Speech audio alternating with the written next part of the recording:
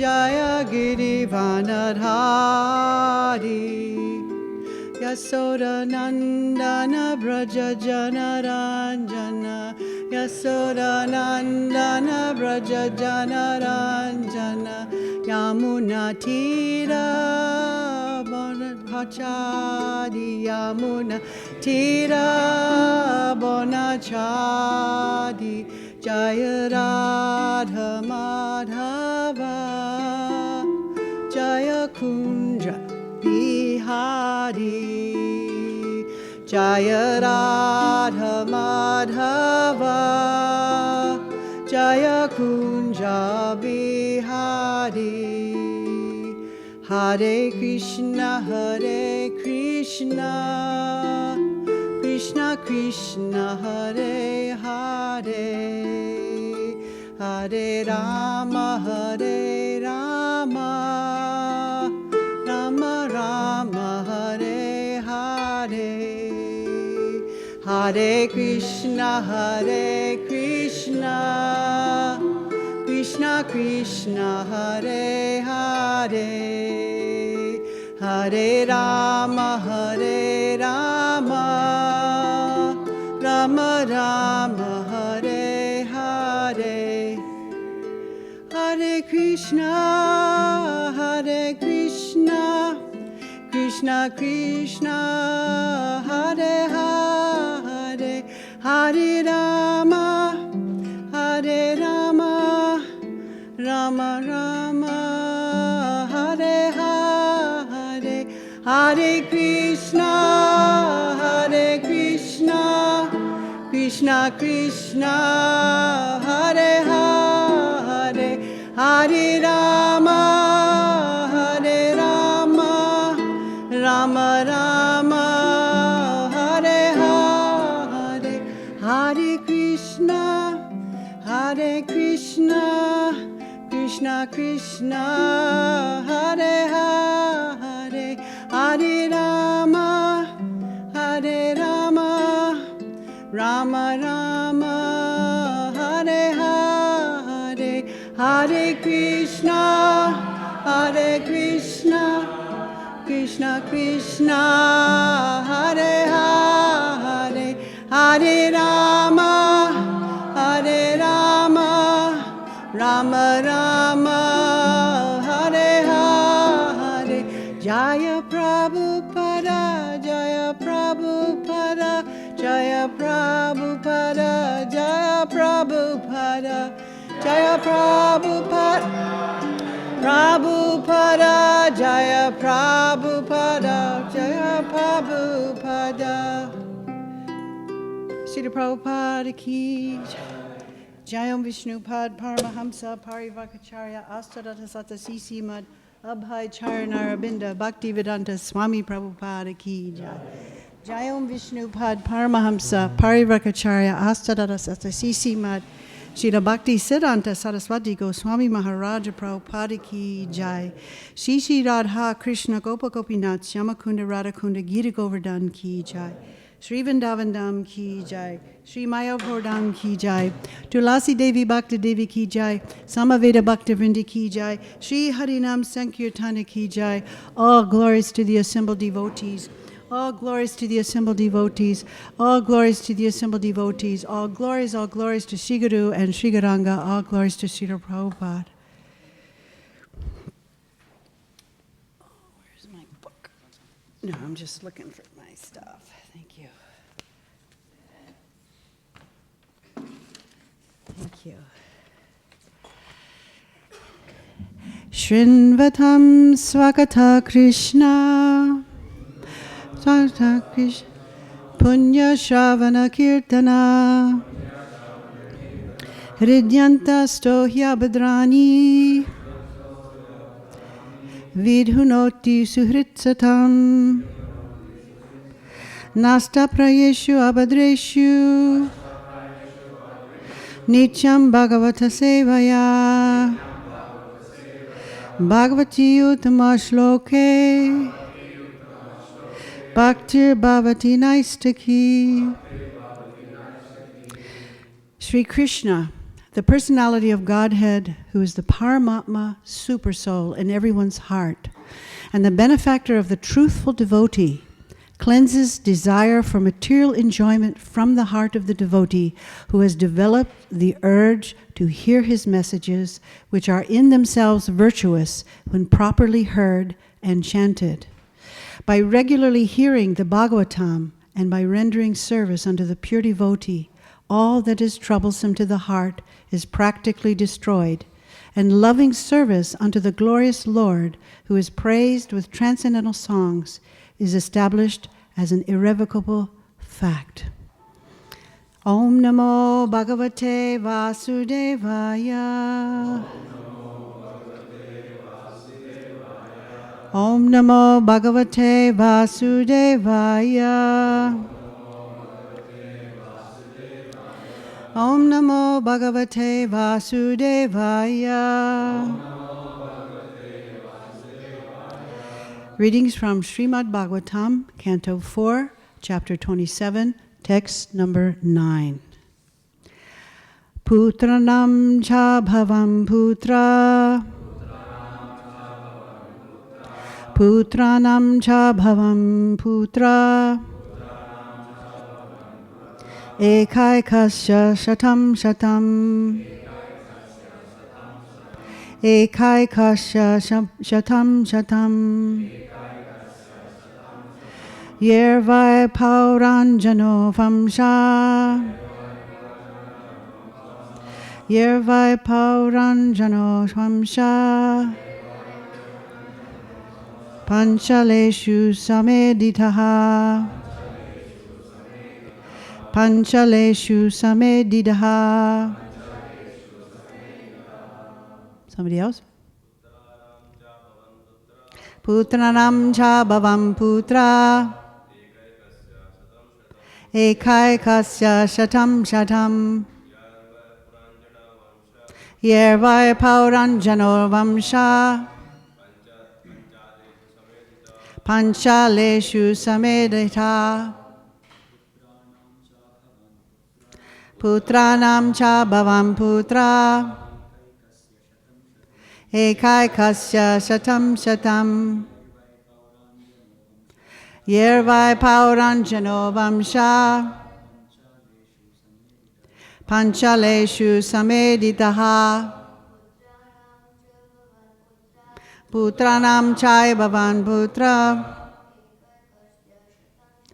Ekaikasya shatam shatam. Yervai pauranjano vamsha. Panchaleshu shamedaha. Ladies. Putranam cha bhavan putra. Ekaikasya shatam shatam. Yervai pauranjano vamsha. Panchaleshu satejitaha. Putranam cha bhavan putra. Ekaikasya shatam shatam. Yervai pauranjano shansha. Panchaleshu sameditaha.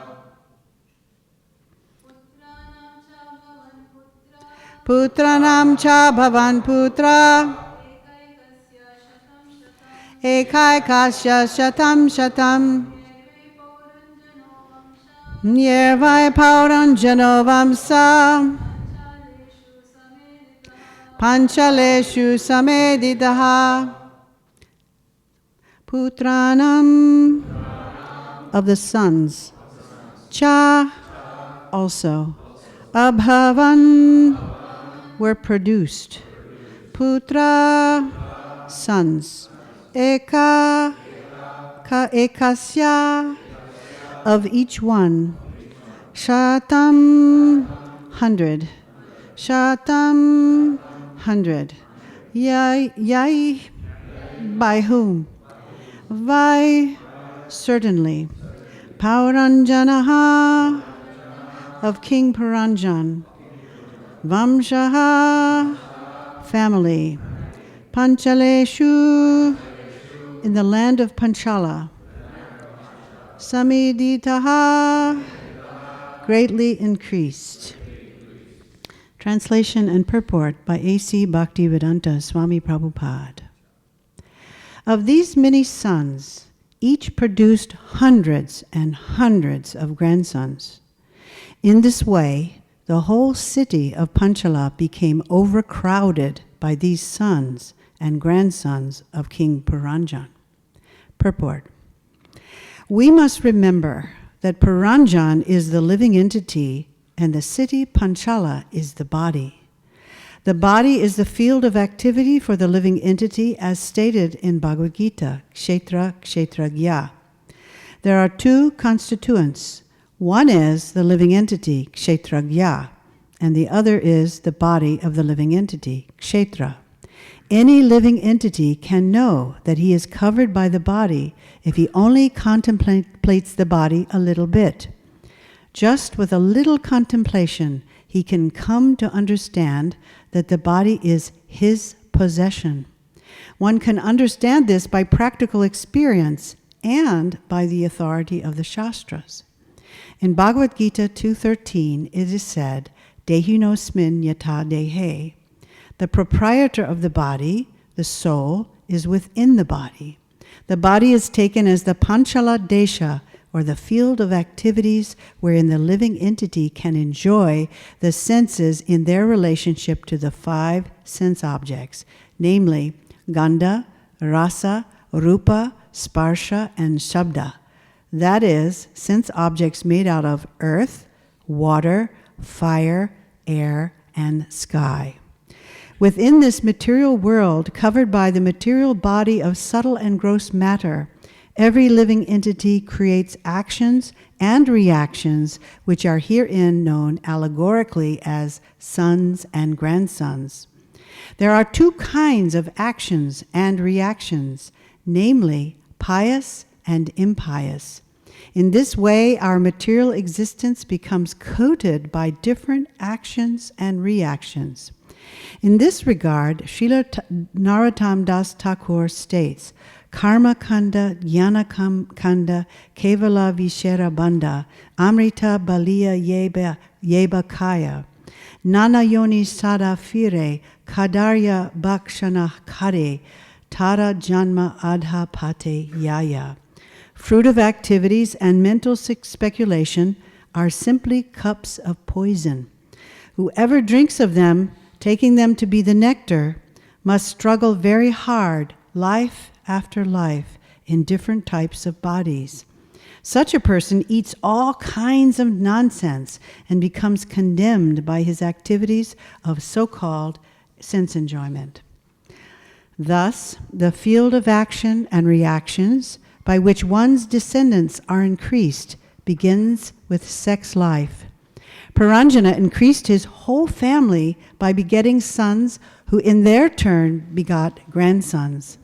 Thus, the living entity, being inclined towards sexual gratification, becomes involved in many hundreds and thousands of actions and reactions. In this way, he remains within the material world simply for the purpose of sense gratification and transmigrates from one body to another. His process of reproducing so many sons and grandsons results in so-called societies, nations, communities, and so on. All these communities, societies, dynasties, and nations simply expand from sex life. As stated by Prahlad Maharaj, Yan Maitunadi Grihamedi Sukham Hi Tucham. A Grihamedi is one who wants to remain within this material existence. This means he wants to remain within this body or society and enjoy friendship, love, and community. His only enjoyment is increasing the number of sex enjoyers. He enjoys sex and produces children, who in their turn marry and produce grandchildren. The grandchildren also marry and in their turn produce great-grandchildren. In this way, the entire earth becomes overpopulated, And then suddenly there are reactions provoked by material nature in the form of war, famine, pestilence, and earthquakes. Thus, the entire population is again extinguished simply to be recreated. This process is explained in Bhagavad Gita 8:19 as repeated creation and annihilation, bhutva bhutva praliyate. Due to a lack of Krishna consciousness, all this creation and annihilation is going on under the name of human civilization. This cycle continues due to man's lack of knowledge of the soul and the Supreme Personality, of Godhead. Nama Om Vishnu Padaya, Krishna Prastaya Bhutale, Srimate Bhaktivedanta Swami Niti Namine, Namaste Saraswati Deve Gauravani Pracharine, Nirvashesha Shunyavadi Paskachade Shatarine. So Prabhupada made so many points in this purport. And one of the comments that he makes is that a living entity can know that he or she is covered by the body, or can understand that the body is a covering if they just think about it, that the body is the possession of themselves, and therefore they are the owner of the body rather than the body themselves. Perhaps you all know this little quiz Prabhupada used to give to new devotees, new guests sometimes when they were arguing about whether they are the body or not. And he would say to someone, "It's okay, so point to your head." And they would point to their head. And then he would say, "Okay, point to your arm." And they would point to their arm. And then he would say, "Okay, touch your leg." And they would touch your leg. And touch your ear. And so he would go on like this. And then he said, "Now point to you. Point to yourself." And the person who he was quizzing, playing with, they would be a little bit stumped because they have been pointing to different parts of their body thinking that's who they are. And so they'd become baffled. So Prabhupada was just playing with them, but he made a really good point. And he would ask them, so why is it that we say my body instead of I body? Anybody? Who can answer that? Why do we say my body instead of I body? Take a guess. The I is not the body. Yeah, we are not the body. And we know this somewhere. We know this underneath, inside of ourselves. We know this because we don't refer to the body as ourselves. And when someone dies, it's like common sense. Something's gone. They're not able to get up anymore. They're gone. And no one would like to touch even a dead body. So we kind of know that, yet we live as if we don't know this. So in this verse, it is part of a whole allegory that's being told to King Barhismat by Narada Muni to help free his mind from his material entanglement. And Prabhupada explains that since a person who's materialistic doesn't really want to hear stories like that, they'd rather hear stories about the material activities of materialistic people, Narada, he wanted to refocus the mind to a spiritual topic, so he used a story to try and attract his mind. Now, as you continue to read in this canto, you're going to see when you come to chapter 29, you're going to see that after all this allegory telling, this storytelling, King Barhismat says to Narada, "Well, I don't really understand the meaning of the allegory. I'm so covered with fruitive activities. I don't even get it, what you just told me, this long story. You've worked so hard to explain it, and I don't understand." So then Narada Muni, he thinks of another allegory. He tries to get through to him in some other way, and he tells the story to try and inspire him to give up his materialistic family life. So the story goes like this. Once upon a time, there was a deer, and the deer was engaged in eating grass in a very nice flower garden, along with his wife. That deer was very much attached to his business of eating his grass, and enjoying the sweet singing of the bumblebees in his garden. And while he was happily eating his grass, the deer was unaware that hidden from sight there was a tiger waiting to eat him. And behind the tiger, there was also a hunter getting ready to pierce him with his arrow. And therefore, whichever way the deer was going to die, it was imminent, and no one could stop it. Either by the tiger or the hunter, the deer was going to die. And so Prabhupada explains that because the deer was so preoccupied eating his grass, he was completely unaware of the danger that was ready to befall him. So in the purports of these various verses that describe these allegories, Prabhupada explains that in the same way, the deer is ignorant of the danger surrounding it from all sides.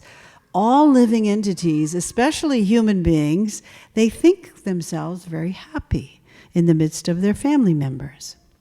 So Prabhupada explains that Narada is telling this story to help the king understand that he's entrapped in this material world, that he's surrounded by death on all sides, and that every one of us, like the deer in this story, is completely ignorant, or we try to deny this reality because of our attachment to family. And literally what it boils down to is being attached to our own bodily and mental comfort. So in chapter 29, Narada instructs King Barhismat that he needs to become fully conscious of himself and give up householder life, which is full of sex, as well as stories about such things, and take shelter of the Supreme Personality of Godhead by seeking the mercy of liberated souls. So that sounds really hopeless for all of us, in householder life. It's a very hopeless scenario. And yesterday, someone in class asked this question, so, it's pretty heavy what we're reading, so what is the hope for us as householders after hearing all these verses?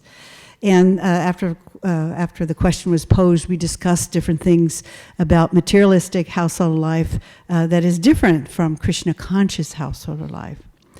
So what these verses are urging us all to be aware of is to give up this materialistic household life. It's not telling us now we need to run away and give up family life. It's telling us we need to give up this notion that if we use everything in Krishna's service, then our senses become purified, and all of our desires become purified. And therefore, it's actually a very strategic ashram to be in, because it's a great way to become renounced, truly renounced. The reason I say that is because in our line of our lineage, true renunciation isn't to run away from material life or to run away from material attachment. It's really about using everything that's in your world, everything that's in your circumstance. If you have opulence, if you have wealth, use it. If you have musical talent, I play this harp. It's not a harmonium, it's not a mridanga, it's not a kartal. Who plays the harp? Nobody. But I like it, and I'm attached to it, and so I try to use it in Krishna's service. And interestingly enough, devotees seem to like it too. So for now, this is what I'm lugging around with me, because I like to play this sound. I like this sound. Makes me think of Krishna. I have a younger son. You all may know Mataji. He's my older son, but I have a younger son who's 9 years younger than Mataji. And he's a disciple of Vaisesika. And he's a householder, and him and his wife live in the New Dwarka, Los Angeles ashram. And, he's been back and forth, as young householders do, having doubts about how am I going to become Krishna conscious, having this wife who is, sometimes happy, sometimes not happy. I mean, everybody knows if you're married, there's all kinds of things going on behind the door. And so he had a really heart-to-heart father-son conversation with his spiritual master, Vaisesika. And he said to him something very interesting, and it stuck with me. It was very positive. And he said, householder life is an opportunity to refine ourselves. Let me say that again. That's a really interesting way to look at it. Householder life is an opportunity to refine oneself, to learn how to be within this world without being of the world. So, householder life is a situation where we can learn to treat our family members as the people we are responsible for, to assist them in remembering their relationship with Krishna. It takes practice. It doesn't happen overnight. That's why my younger son was struggling. It's like, oh, when is it going to happen? It's really a struggle. I feel like I'm in a tug of war all the time. And, I'd say the wrong thing, and then she's angry at me, and then she says something, and I'm insulted, then I get angry, and back and forth and back and forth. So when he heard this instruction, he started to think, oh, this is my yoga. This is my yoga practice. How can I see my wife, my children, my job? He's a teacher. He says he chose to be a substitute teacher rather than a full-time teacher because it meant you had to grade on the weekend 150 papers and prepare lessons, so he couldn't go on Harinam. So he thought, forget that. I'm going to rather live poor so I have time to do some kind of preaching activity. But gradually, he started to see that this is a practice. This is his sadhana. How to engage everything, my mind, my children, my wealth, my time in Krishna's service. So the purport of Prabhupada's example is that from the time we realize that family life, in terms of our forgetting life's goal to love and serve Krishna, we need to start little by little shifting our focus away from thinking of family or householder life as an opportunity just to grossly enjoy ourselves with abandon, but rather to think in terms, how can I use all that I have in Krishna's service? I know Bhaktivedanta Thakur was often pointed to by Srila Prabhupada as a real ideal householder. I think he had 13 children, 10 sons and 3 daughters or something. And he had to work. I mean, he was up at 12 or 1 o'clock to do his japa and whatever he did, and he squished all his work week into 4 days so he could also do uncovering various holy sites. He got creative. How do I manage all of this? You've got a lot of kids to support. You have mouths to feed. You have deity worship going on. And he's a magistrate, which means you're traveling and you have to go to court cases. And he was writing books on top of that. How do you do that? So I have no idea because I'm not Bhaktivedanta Thakur, but I do know that he must have been praying just like Srila Prabhupada was praying, how can I do it? How can I do it? I know we have this instruction we're carrying through the parampara. How can I do it? I have all these things. And Krishna gradually gave him the intelligence how he could more and more use all that he had been given in Krishna's service. So we have this story in the Chaitanya Charitamrita where Ramananda Roy is asking, or Lord Chaitanya is asking Ramananda Roy to explain to him the most effective way of delivering a person from the illusion of material life. You all know the story, probably, if you've read the Chaitanya Charitamrita. And so Ramananda Roy, he starts listing all kinds of things, practices and processes like fulfilling my duty in Varnashram Dharma and performing ritualistic activities. And Lord Chaitanya is going, nope, that's not it. Performing some fruitive activities or pious activity, being a moral person. And it's going, nope. And so Lord Chaitanya keeps telling him, you need to go a little deeper to find the best process. So he keeps going, and he finally stumbles on the notion that simply by absorbing the mind and hearing about and remembering the Lord is the most effective process of freeing oneself from the entanglement of material life. And that is the process we've all been given by the whole line of spiritual masters coming from Lord Chaitanya, is simply by regularly hearing the glories of Krishna, whatever ashram you're in, whatever situation you're in, that's the process. By hearing Śrīmad Bhāgavatam, chanting the Hare Krishna mantra, particularly having kirtan with like-minded people, we become free from whatever material entanglement that we are in. In Bhagavad Gita, Krishna says, well, first you have to surrender, then I'm going to give you protection and whatnot. Lord Chaitanya doesn't say that. He doesn't say, well, first you have to do this and that and that and that. Then you're going to get joy. Then you're going to get bliss. And you're going to find freedom. Lord Chaitanya says, no, immediately. Immediately. Absorb your consciousness in hearing, chanting, and remembering. Absorb your consciousness in kirtan. Immediately you can experience this joy, which is the essential nature of the soul. In the Madhya Lila, it says there are 5 best ways to develop love for God, and I'm sure you all know it, but let's remember, what are they? The 5 main activities for a devotee. Angas. What? Louder, I can't hear you. Somebody. Hearing Śrīmad Bhāgavatam? What else? Chanting the Hare Krishna mantra. Deity worship. Serving the devotees, or associating even, and okay, so there you got it. You got a great recipe here. So the answer to the question we had yesterday, what is the hope for householders to become free from entanglement? Well, the hope is by practicing these 5 things. That's the hope. And we got it right here in Melbourne, whatever the name of the street is, we've got it right here. And there are other places that it's happening. You know, I think you have Bhaktivedanta things going on. Wherever 2 or more are sitting and glorifying the Lord, there is Krishna to be found. That's not only Vedic knowledge, it's also biblical knowledge. The Jews know that, the Muslims know that. It's not unique to us, but it really works, that if people actually spend a minute glorifying, remembering, God's presence is immediately there. Interestingly enough, too, if you're talking about ghosts, they also hover around on the mental platform. So on the subtle platform, too, if you're speaking about Krishna, there's Krishna being present.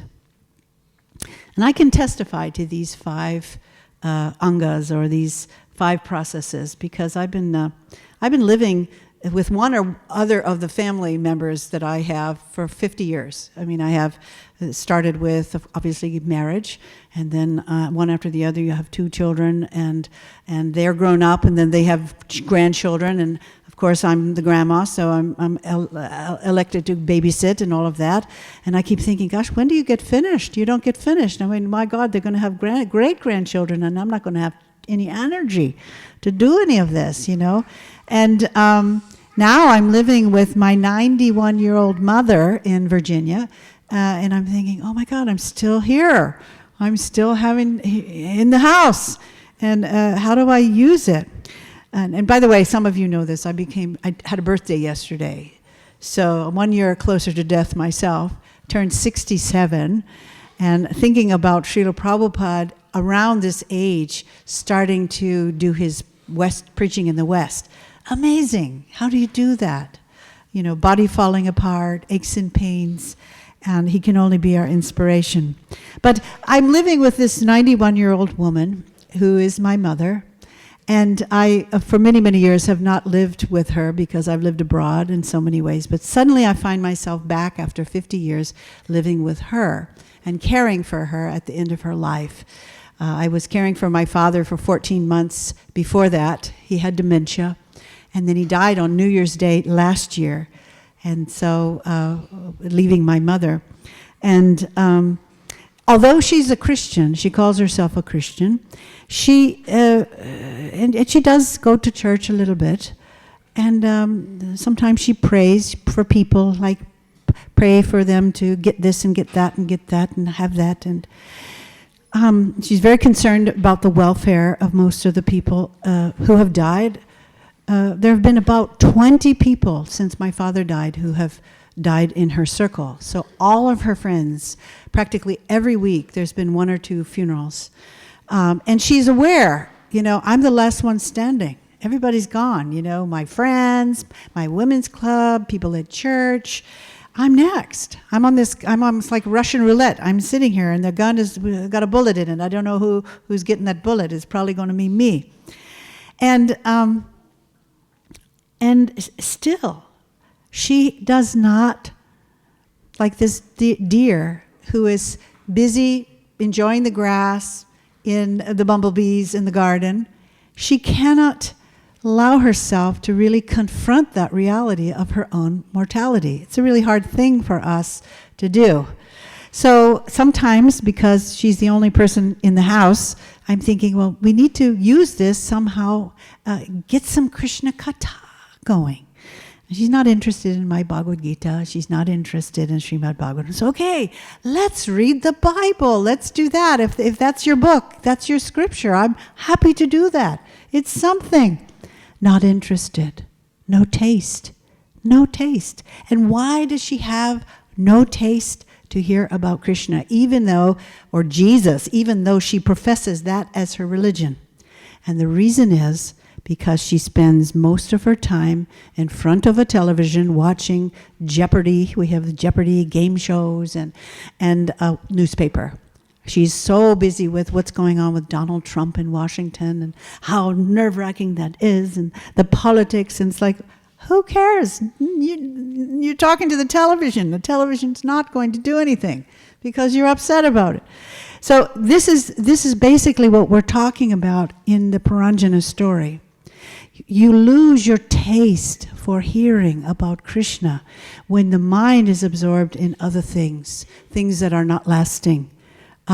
Things, if you notice, when you hear the conversations of materialistic people, you're hearing the names, the forms, the pastimes, and the qualities. You just have to look on the news, That's all they're talking about. The names, form, qualities, and pastimes of all kinds of people who don't matter because they're not going to be here tomorrow. And so the antidote for that is that we need to be absorbing ourselves in hearing about the name, form, qualities, and pastimes of Krishna. So we're all in this dangerous position. We have a tiger on one side, we have a hunter on the other side, and we have to engage ourselves in the most important thing. And what is that? Why do we hear and chant? What are we trying to do? Yeah, and what are we trying to do? Cleanse our heart? Yeah, and so that we can what? Yeah, and so what are we trying to do there? We're getting Krishna prema, and if we get, what? Well, what I'm fishing for is we always want to remember Krishna. If you have Krishna prema, obviously you're remembering Krishna, but that's kind of the message of today. If we are absorbed in remembering Krishna, there's no situation that can possibly prevent us from being in the spiritual world. The spiritual world is, yes, maybe a place that's beyond this material world, but it's actually here. The kingdom of God is within you. It's right here. We're in a holographic universe. And so it's a portal. This Krishna Katha is a portal that we can go through and come out in Vaikuntha. It's an atmosphere of consciousness that takes us ultimately to a planet or a plane of existence. And it's totally accessible to us no matter what material circumstance you're in. And that's the hope. That's the hope for all of us. Whatever ashram you're in, that's the hope.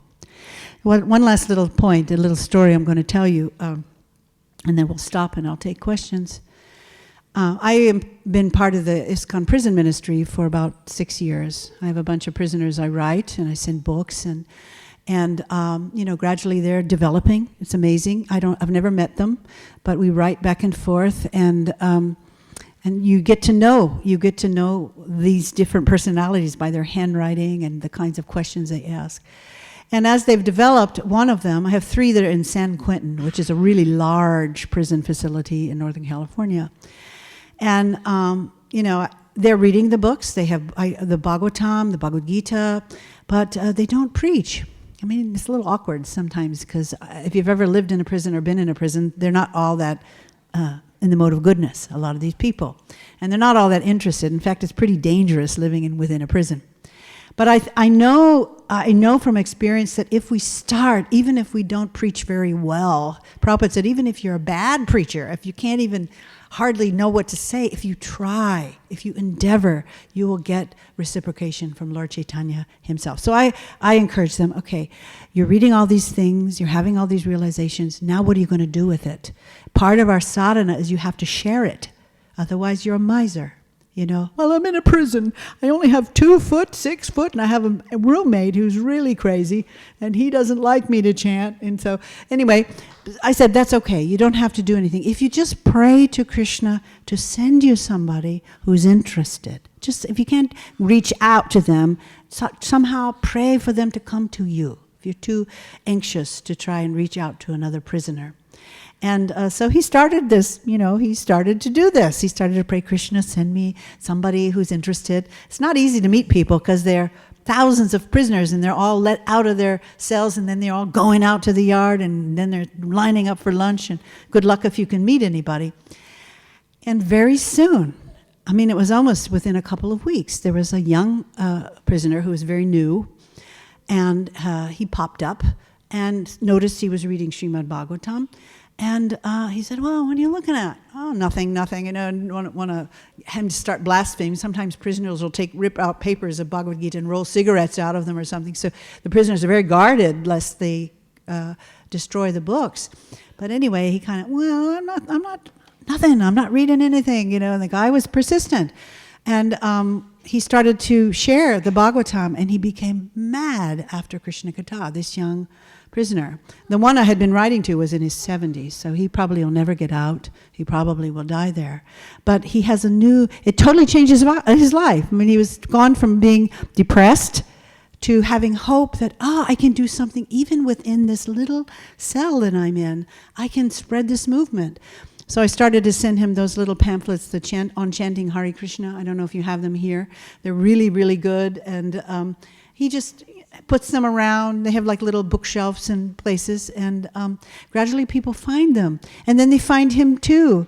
So just before I left to come here, we found a former prisoner who had been out for about 10 years, who is getting ready to start a program there. It's because they have 3 or 4 people who are seriously practicing, and there's others who are interested. So I'm just telling you that because sometimes it's really hard to get out of our little cycle of life, Whatever we're doing, we get stuck doing it. It's easy, it's comfortable, it's predictable. And just like these prisoners, you can be in prison and be like that too, in your little comfortable, horrible situation. You're thinking, well, this is comfortable and I don't want to get out of that comfortable zone. If you just pray for someone to come that's interested, Krishna will send you. And of course, having some books around in your shoulder bag, even one paperback book, or in the back of your car, somehow, like ants always find the sugar, if a person is really looking for Krishna, Krishna will, from within the heart, will guide them to you. I wear, when I'm not in the temple, I wear often Punjabi suits. It's kind of the Indian wear. I wear them to work, I wear them in the hospital and whatever. But people notice that, and that's a real conversation starter. So I've had people come to me in the parking lot, now I know you're different, I know there's something about you. Tell me why you're wearing those clothes. And then I take that as an opportunity. Well, here's this, you pull out my book or whatever it is, this'll just read that and have a card. And so it doesn't have to be that you're doing a huge thing, just one little thing different, trying to make a difference in another person's life by sharing Krishna consciousness. So I'm going to stop here and see if there are any questions or comments. And if they're not, a reflection. Yeah. Do you need a microphone? Do you all have a microphone? I have a lot of voices. Well, I know sometimes when we do this, people who are listening at home are like, I couldn't hear. It was like a silent. Yeah, I've had that happen in Los Angeles. Like we couldn't hear any of this. Okay.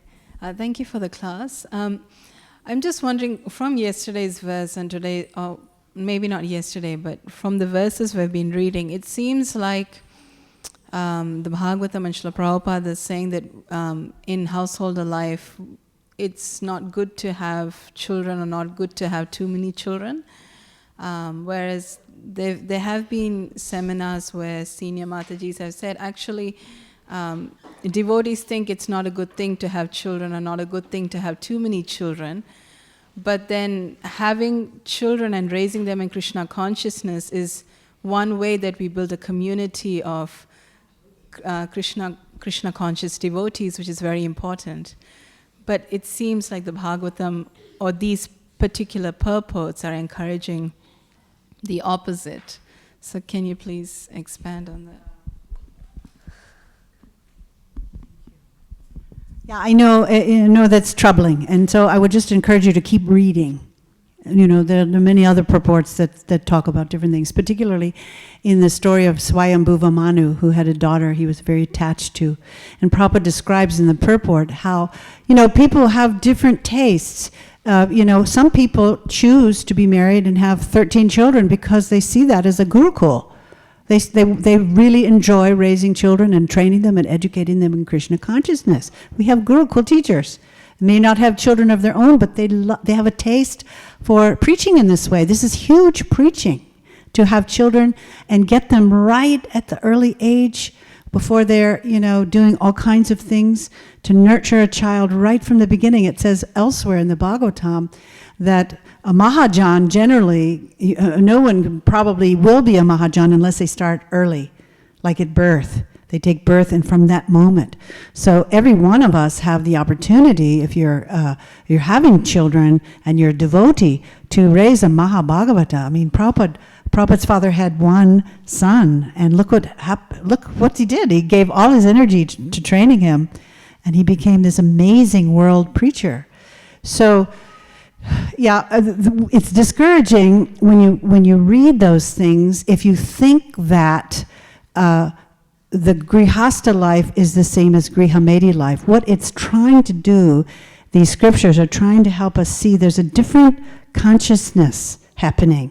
If you're raising children just to enjoy with them, and of course there's enjoyment built in, you can't not, kids are fun, you know, and they're funny, and especially when they're, before 7, when they get to be 7, they start to morph into something a little more feisty, but it's a journey, and it's an educational journey. Your consciousness grows as your children grow. So the problems of a 1-year-old is different from a 2-year, or 3-year, or 4-year. And as you manage those problems, you grow too. And gradually it trains you up how to be a guru, be a teacher, because that's what parents are, teaching by example. So keep reading. There's so much good stuff in there. It's not all hopeless. Yeah. Anything else? Question, reflection? Yes. Oh. Thank you. Mataji was saying in the beginning, Srila Prabhupada would quiz the people about their body parts, point at all the different body parts.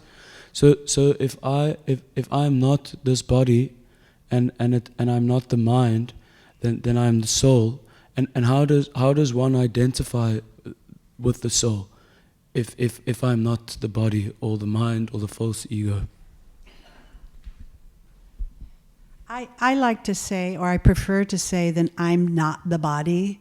I'm more than my body. Because certainly when you're in the body and you stub your toe, it hurts. We had this verse, I guess it was Canto 2 in Los Angeles just a couple of days ago. And it was talking about that very thing. That while the soul, the purified soul, is Satchit Ananda, eternal knowledge and blissful, we're in a body that's dying all the time and replenishing itself. So one time a little boy asked Srila Prabhupada in a class. He had just had a heart attack in San Francisco. And a little boy about his age raised his hand. He said, "So Prabhupada, did it hurt when you had a heart attack? Did it hurt?" And Prabhupada said, "Why not?" And he said, "Well, because you're a self-realized soul. And I thought a self-realized soul wouldn't feel pain, was free from suffering. So did it hurt you?" And Prabhupada then understood what he was asking him, and he said, "A little bit. It hurt a little bit. But I wasn't anxious because I knew I was in the hands of Krishna." And so, to your question, it's really about, you cannot understand the soul by your mundane mind. We don't have the human capacity to really conceive of spirituality. In fact, at the last chapter of the Puranas, there is a verse that says, "From beyond this point, the human brain cannot fathom," and therefore we're stopping right here. The scripture just stops because you can't understand more. But we can perceive spirituality by sound vibration. by the vibration that's created when we worship the deity, when we sow for the deity, when we create an offering. Just that connection, we can experience that. I'm sure you have in Kirtan sometimes, you know that, wow, I forget my body, I forget all my troubles when I chant Hare Krishna. So, but you can't, it's very difficult to grasp because it's not physical, it's spiritual. So the more you hear and chant, remember and serve, the more your real nature will be lifted out of or beyond the body. But you're in the body, and as long as you're in that body, you're going to have some awareness. Elsewhere, it's described that it's really about absorption.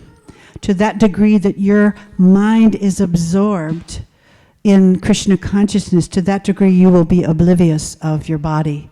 And we see this best in the example of Lord Rishabhdev, who used to wander around naked, and his poop smelled like flowers or something, and people would spit on him and urinate on him and throw trash on him, and he didn't even notice. That's how busy he was in his love for Krishna. So I guess you have to get really busy in your mind. How are you going to glorify Krishna in some way? Does that make sense?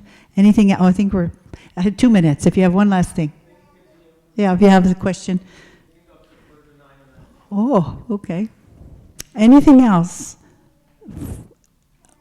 Not on the text. Any other questions?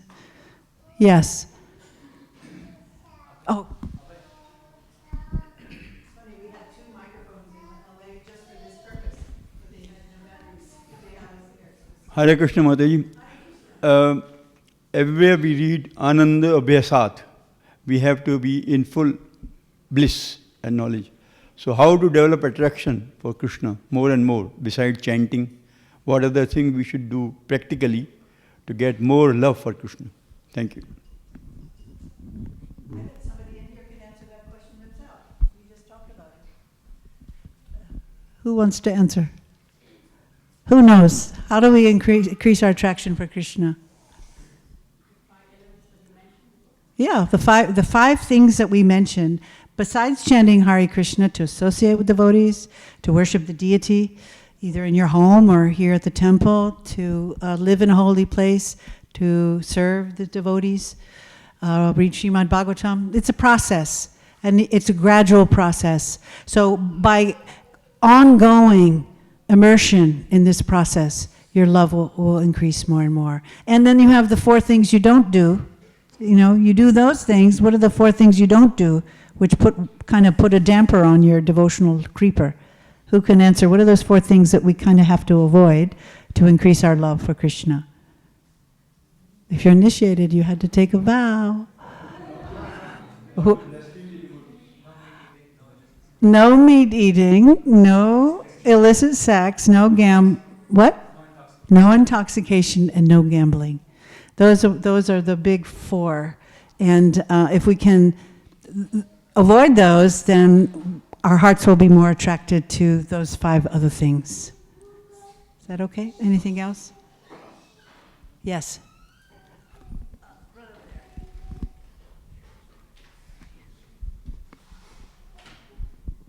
Mataji, you were sharing with us about trying to preach to your mom, and how do you experience frustration, and if you do, how to deal with that when we have like close people to us that we need to be very subtle, but you get to a point like, oh, what else can I do here? Like, what is your advice to try to deal with that? Bring the microphone back.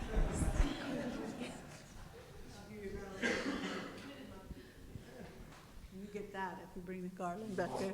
Okay, so yeah, I've been there. I moved there in September of 2017. So I tried many things. I had not lived with my parents for a long time. I'd lived always in the ashram basically, and there I am with my mom and my dad in a nursing home. So in the beginning, I lived on the same, level, in a bedroom, and it became hearing the television all the time, which is really annoying if you're trying to hear and chant. So then I moved to the basement. I thought I need to go down to the basement because then when I get up in the morning, I can walk around, I can go outside and while she's sleeping, because her living lifestyle is very different. She goes to bed at 10 or 11 or 12 and getting up at 6 or 7. That's really different than how we miss the Brahma Muhurta hour and all of that. So I had to rearrange bit by bit in a very delicate way so as not to hurt her feelings, because we're not really meant to disturb the minds of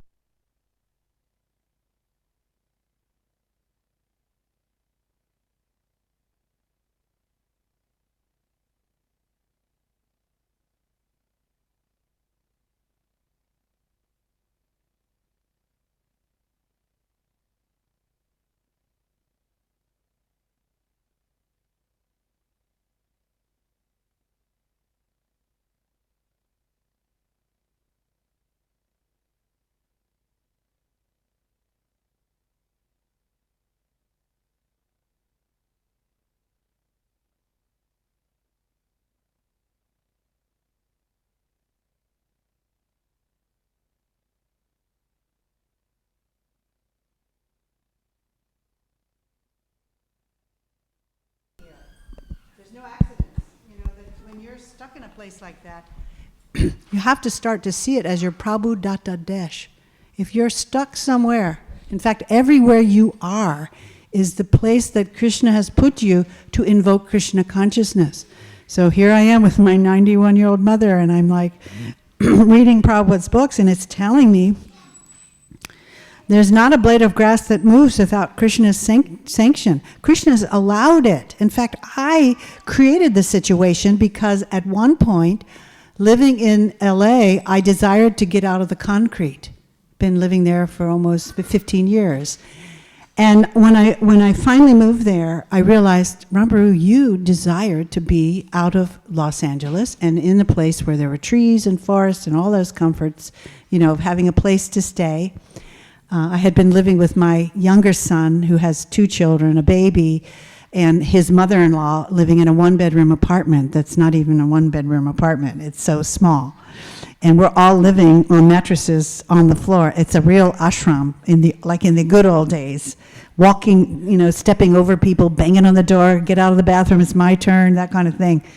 And so I realized that my coming into the situation of caring for my mother was my own desire, that Krishna had sneakily arranged for me so I could have those things that I wanted, to have space for myself and to have more green, because the East Coast is more green. And then I realized the price I have to pay for that is to take care of my mom. Like, oh my God, be careful what you desire, because you will get it. And gradually what has happened through this 2-year process is that I've had to recreate myself in order to find a way to preach Krishna consciousness from the basement of that house. So maybe some of you have seen the article in ISKCON News. I have started a chaplain training program, which will be online. I give Bhagavatam class online on Thursday mornings to various devotees in different temples. They Zoom in. And so I've had to figure out ways to preach from that very place, rather than being frustrated that I'm in this place. And you'll see, if you're sincere about preaching in a place, Krishna will give you a million ideas how to do it. There's no impediment. What ashram, your mom, your whatever, So that's how I have worked myself out of the frustration of being there. You have to be creative. Anything else? Yeah. Thank you for the wonderful, inspiring lecture, Mataji. Mataji, sometimes people say that rather than, I know you're trying to repay back your mother's, because she's your mother, you're trying to make her Krishna conscious, and that's a wonderful thing to do for anyone. For their parents, you can try. But sometimes devotees say, I've heard people say that, well, you shouldn't be wasting too much time on people who are not receptive. Rather, you spend more time on people who are more receptive and go out there and preach so that you can win more devotees. So sometimes it's a situation where a catch-22. How do we get clear of this, and then what choices do we make? This philosophy is very personal. Krishna has a personal relationship with each of us. So if I cannot tell this whole group of people a one formula. This is your work to do, to pray to Krishna what is best in this situation. It's not me to say to you. It's true that if you're doing book distribution and you're going out and working the room of people, if people aren't interested, you may plant a seed. It's like a gardening. Some people you're planting seeds, some people you're watering seeds, so they will grow, they have a little interest, and some people you're harvesting, they're ready, they just like, how can I join? Show me how. And so you, within you, have to develop a certain sensitivity to where a person is and join them wherever they are. Now, when it comes to parents, that's really different. I have a sister who lives 3 miles away, but she's an alcoholic, and she's kind of abusive, to the point where she has encouraged my mom, they have pills you could take if you want to end your life. My mom's like, well, I'm not ready yet. That kind of thing. And I'm a chaplain. I'm trained in pastoral care. It wouldn't look very good for somebody in my profession to throw my mom away, right? If I can't do it, I can't teach you to do it either. So in my circumstance, this is in some ways setting an example for other people who have to take care of their parents. We should do that. Prabhupada wanted it. We preach that. How can you preach it if you don't do it? He didn't say, in the Vedic system, it didn't say, oh, we only take care of our parents if we like them. You don't take care of your kids because you like them. They're your duty. Sometimes you have kids you don't like, and they don't like you either. But as long as you have that responsibility, that's your duty. And you have to then navigate learning to tolerate and actually love the people that you care for. Bhaktivedanta Thakur had a wonderful formula.